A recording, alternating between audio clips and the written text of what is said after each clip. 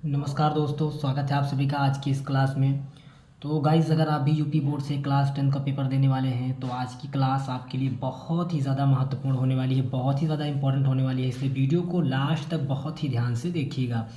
आज मैं आपको साइंस के कुछ बहुत ही महत्वपूर्ण क्वेश्चन बताने वाला हूँ, कुछ ऐसे क्वेश्चन जो आपके बोर्ड एग्जाम में 100% हर बार पूछे जाते हैं और इस बार भी पूछे जाएंगे। इसलिए वीडियो को बिना स्किप किए हुए लास्ट तक जरूर देखिएगा। तो चलिए बिना बातचीत किए हुए क्लास की शुरुआत करते हैं। आज की क्लास का सबसे पहले प्रश्न की बात करें आपका, तो सबसे पहला प्रश्न है कि खनिज तथा अयस्क में क्या अंतर है। वेरी वेरी मोस्ट इंपॉर्टेंट है आपके बोर्ड एग्जाम के लिए। देखिएगा 2016 में 18, 19, 20 और 22 यानी लगातार बोर्ड एग्जाम में पूछा जा रहा है, तो इसलिए बहुत महत्वपूर्ण क्वेश्चन है, इसलिए ध्यान से इसको जरूर पढ़ लीजिएगा और याद कर लीजिएगा। तो खनिज बात की जाए, खनिज क्या है, तो आप कहेंगे कि प्रकृति में पृथ्वी के अंदर धातुएं तथा उनके यौगिक जिस रूप में पाए जाते हैं। बातें आपकी समझ में आई? यानी पृथ्वी के अंदर जो धातुएं हैं वो जिस रूप में पाई जाती हैं वही खनिज है। अब किस रूप में पाई जाती है? लोहा के रूप में, कोयला के रूप में, ठीक है, डीजल पेट्रोल के रूप में, इन्हीं सभी के रूप में तो पाई जाती हैं, तो इन्हीं को क्या कहते हैं? खनिज कहते हैं। बात की जाए अयस्क क्या है, तो आप कहेंगे कि जिन खनिज में किसी धातु को प्रचुर मात्रा में कम व्यय करने का मतलब होता है खर्च करने पर आसानी से प्राप्त किया जा सके, उसे खनिज कहते हैं, सॉरी अयस्क कहते हैं। अयस्क जो है क्या होता है, जैसे एल्यूमिनियम हो गया, जैसे बॉक्साइड हो गया। तो ये दो प्रश्न आपकी बोर्ड एग्जाम के लिए बहुत ज़्यादा महत्वपूर्ण हैं। दोनों प्रश्न को मैंने एग्जाम्पल सहित बता दिया, आप अच्छे से इसको पढ़ लीजिएगा। नेक्स्ट क्वेश्चन की बात करें तो आपका अगला प्रश्न है कि निस्तापन तथा भर्जन में क्या अंतर है। तो पहले हम समझते हैं कि निस्तापन। तो ये क्वेश्चन भी देखिए 16, 18, 20, 23 यानी कंटिन्यू आपके बोर्ड एग्जाम में पूछा जा रहा है, यानी ये भी आपके बोर्ड एग्जाम के लिए होने वाला है वेरी मोस्ट इम्पोर्टेंट। तो निस्तापन में अयस्क को निम्न ताप पर, निम्न माने कम ताप पर, वायु की अनुपस्थित में गर्म किया जाता है, ठीक है। जबकि भर्जन में अयस्क को उच्च ताप पर, बिना पिघलाए हुए, उच्च यानी अधिक ताप पर वायु के नियंत्रित मात्रा में गर्म किया जाता है, ठीक है। तो ये आपका हो गया निस्तापन और भर्जन में अंतर, ये भी वेरी मोस्ट इंपॉर्टेंट है बोर्ड एग्जाम के लिए। अगले क्वेश्चन की बात करें तो आपका अगला क्वेश्चन है कि एक उदाहरण देते हुए संक्षारण की व्याख्या कीजिए तथा संक्षारण से सुरक्षा के उपायों को भी बताइए, ठीक है। संक्षारण की बात करें क्या होता है भैया, क्वेश्चन वेरी मोस्ट इंपॉर्टेंट है। तो आप कहेंगे कि नम वायु के संपर्क में आने पर, नम वायु का मतलब होता है ठंडी वायु, ठीक है, जिसमें नमी हो, जिसमें पानी की थोड़ा जो है आर्द्रता हो, थोड़ा नरम हो यानी गीली हो। तो नम वायु के संपर्क में आने पर सतह की धातु का क्षरण होने का मतलब हुआ खत्म होना, नाश होना, ठीक है, नष्ट होना, यही संक्षारण कहलाता है, ठीक है। जैसे कि लोहे की संक्षारण से सुरक्षा करने के लिए निम्न विधियां प्रयुक्त की जाती हैं, ठीक है। जैसे कि आप उसको पेंट लगा सकते हैं, आप उस पर तेल लगा सकते हैं, ग्रीस लगा सकते हैं, ठीक है। तो संक्षारित होने का मतलब यही होता है कि जब किसी वस्तु पर नमी और वायु मिलने से जब उस पर एक पपड़ी सी पड़ने लगती है ना, तो उसी को कहते हैं संक्षारण, और उसको बचाने के लिए हम पेंट वगैरह करके उसको संक्षारित होने से बचा सकते हैं। अगले क्वेश्चन की बात कीजिए, अगला क्वेश्चन आपको कौन सा है, तो विद्युत रासायनिक की श्रेणी की कोई दो अनुप्रयोग बताना है आपको। Very very most important question for your board examination. देखिएगा 2016 में 20, 22 और 23 में क्वेश्चन पूछा गया है, यानी बहुत ही महत्वपूर्ण प्रश्न है, तो ध्यान से समझिएगा कि धातुओं की सक्रियता श्रेणी या फिर विद्युत रासायनिक श्रेणी वह सूची है जिसमें धातुओं की क्रियाशीलता के अवरोही क्रम में व्यवस्थित किया जाता है। अवरोही का मतलब होता है घटते हुए क्रम में व्यवस्थित किया जाता है।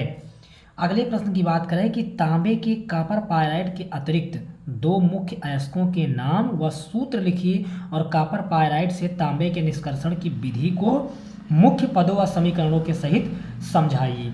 क्वेश्चन 2014, 15, 16 और 18 में पूछा गया है, यानी very very most important question है आपके बोर्ड एग्जाम के लिए, तो ध्यान से समझिएगा कि तांबे का मुख्य अयस्क कॉपर पायराइड यानी CuFeS2 है।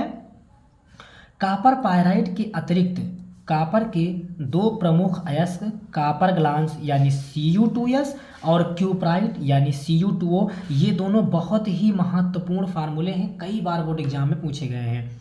कॉपर ग्लास और क्यूप्राइट दोनों को अच्छे से जरूर पढ़ लीजिएगा। नेक्स्ट क्वेश्चन की बात करें तो ये क्वेश्चन भी आपकी बोर्ड एग्जाम के लिए वेरी मोस्ट इंपॉर्टेंट है। मिश्र धातु किसे कहते हैं? कॉपर की दो प्रमुख मिश्र धातुओं के नाम, संगठन व उपयोग बताइए। क्वेश्चन 2013, 14, 16 और 18 में पूछा गया है, यानी आपके एग्जाम के लिए बहुत ही महत्वपूर्ण है। चलिए इसका आंसर समझते हैं कि जब दो या दो से अधिक धातुओं को एक निश्चित अनुपात में मिलाकर पिघलाया जाता है, दो धातुएं हों या उससे अधिक हो, जब उनको एक निश्चित मात्रा में मिला करके पिघलाया जाता है तो ये धातुएं परस्पर यानी आपस में मिल जाती हैं और एक समांग मिश्रण बनाती हैं। यही मिश्रण को ही हम मिश्र धातु कहते हैं। ये क्वेश्चन भी भैया आपके बोर्ड एग्जाम के लिए बहुत ही ज़्यादा महत्वपूर्ण है। इसके बाद समझते हैं क्वेश्चन नंबर 7 आज की क्लास का, वेरी मोस्ट इंपॉर्टेंट। कॉपर के कौन कौन से दो विशिष्ट गुणधर्म हैं जिनके कारण असंख्य यौगिक बना सकता है? 2019 और 22 में प्रश्न पूछा गया है। अच्छे से समझ लीजिएगा कि कार्बन यौगिक की बहुतायत के निम्नलिखित दो कारण हैं। पहला कारण कि कार्बन परमाणु श्रृंखलन, दूसरा कारण कार्बन परमाणु की चतुसंयोजकता। तो दोनों क्वेश्चन इंपॉर्टेंट हैं, इसलिए दोनों क्वेश्चन को अच्छे से समझ लीजिएगा। क्वेश्चन नंबर 8 आपका है कि कार्बन की चतुष्फलीय प्रकृति पर टिप्पणी लिखिए। 15 और 20 में क्वेश्चन पूछा गया है, या फिर इसी क्वेश्चन को आपको ऐसे पूछ सकता है कि कार्बन की संयोजकता पर टिप्पणी लिखिए। 18 और 20 में पूछा गया है, यानी दोनों क्वेश्चन का आंसर यही होगा कि कार्बन परमाणु की चारों संयोजकताएं एक ही समतल में समान रूप से 90 डिग्री के कोण पर वितरित नहीं होती हैं। ली बेल तथा वांट हॉफ ने 1874 ईस्वी के अनुसार यदि कार्बन परमाणु को किसी समचतुष्फल के केंद्र पर स्थित माना जाए तो इसकी चारों संयोजकताएं समचतुष्फलक के चारों शीर्ष को केंद्र से मिलाने वाली चार सरल रेखाओं को प्रदर्शित करती हुई होती हैं। इस प्रकार किन्हीं भी दो संयोजकताओं के बीच 109 डिग्री से 28 डेश का कोण होता है। ये क्वेश्चन हो गया आज की क्लास का। दो इंपॉर्टेंट क्वेश्चन और बचा है मेरे पास। इसके बाद क्वेश्चन नंबर 9 की बात की जाए कि समजातीय श्रेणी पर संक्षिप्त टिप्पणी लिखिए। ये क्वेश्चन तो समझ लीजिए कि 100% एग्जाम में आना ही आना है। चूंकि आप देख पा रहे हैं कि ये क्वेश्चन 14 से लेकर के लगातार 22 तक पूछा गया है, लगातार ये क्वेश्चन पूछा गया है, यानी वेरी मोस्ट इंपॉर्टेंट ये है आपकी बोर्ड एग्जाम के लिए। आंसर की बात करें तो कार्बनिक यौगिकों का वह समूह जिनका सामान्य सूत्र एवं क्रियात्मक समूह एक जैसा होता है उसे ही हम समजातीय श्रेणी कहते हैं। वेरी मोस्ट इंपॉर्टेंट है, जरूर इसको पढ़ लीजिएगा। तथा उनके सदस्यों को समजात गण कहते हैं, जैसे कि मेथेनॉल सूत्र है CH3OH, ethanol CH3CH2OH, propanol CH3CH2CH2OH। ठीक है, ये हो गया इसका फार्मूला। क्वेश्चन नंबर 10 भी वेरी मोस्ट इंपॉर्टेंट है बोर्ड एग्जाम के लिए। 10 नंबर क्वेश्चन क्या है? संतृप्त तथा असंतृप्त कार्बनिक यौगिकों पर टिप्पणी लिखिए।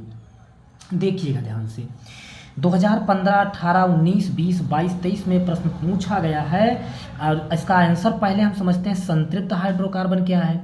तो वो हाइड्रोकार्बन जिनके अणुओं में उपस्थित कार्बन परमाणुओं में से प्रत्येक की चारों संयोजकताएं एकल बंधों द्वारा संतुष्ट होती हैं, संतृप्त हाइड्रोकार्बन कहलाता है।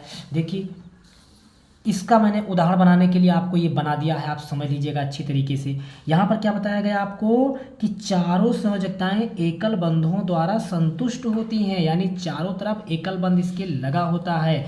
ये रहा मेथेन का, एथेन का और प्रोपेन का। ठीक है, तीनों उदाहरण मैंने आपको दे दिए, आप इसको तैयार कर लीजिएगा। ठीक है, बीच में कार्बन है और चारों तरफ सिंगल बांड लगा करके हाइड्रोजन है। ठीक, इसी तरह से असंतृप्त हाइड्रोकार्बन की बात करें तो ऐसे हाइड्रोकार्बन जिनके अणुओं में उपस्थित कार्बन परमाणुओं के आपस में एक एक संयोजकता बंध बनाने के बाद कार्बन परमाणुओं की शेष संयोजकता को पूर्णतः संतुष्ट करने हेतु हाइड्रोकार्बन परमाणु उपलब्ध नहीं होते। ठीक है, दो कार्बन परमाणुओं को आपस में द्विबंध या त्रिबंध बनाना ही असंतृप्त हाइड्रोकार्बन कहलाता है। और इसका भी मैंने ग्राफ बना दिया है, ये भी आप अच्छे से समझ लीजिएगा, एथिलीन का और एसिटिलीन का। तो गाइज ये आज की क्लास के 10 महत्वपूर्ण क्वेश्चन थे जो मैंने आपको बता दिए, और 100% इसमें से 2 से 3 प्रश्न आपको बोर्ड एग्जाम में मिलेगा। जानकारी आपको अच्छी लगी तो हमारे चैनल को सब्सक्राइब जरूर कीजिएगा। तो गाइज इसी तरह से नई नई जानकारी के लिए हमारे चैनल को सब्सक्राइब जरूर करें, और फिर मिलते हैं नेक्स्ट वीडियो में नेक्स्ट टॉपिक के साथ। तब तक आप मेहनत और ईमानदारी से पढ़ते रहिए। बेस्ट ऑफ लक, अपना ख्याल रखिए।